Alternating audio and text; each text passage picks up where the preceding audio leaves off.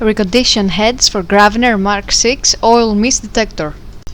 For testing, the heads are connected to the unit, and then we simulate the oil mist with smoke detector spray sprayed on the head's path.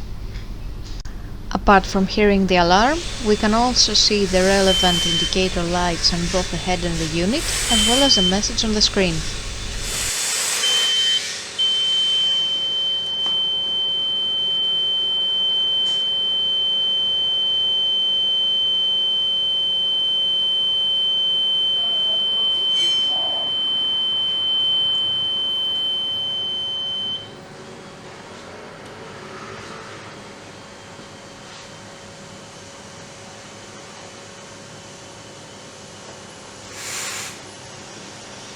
The same process is repeated for the second head.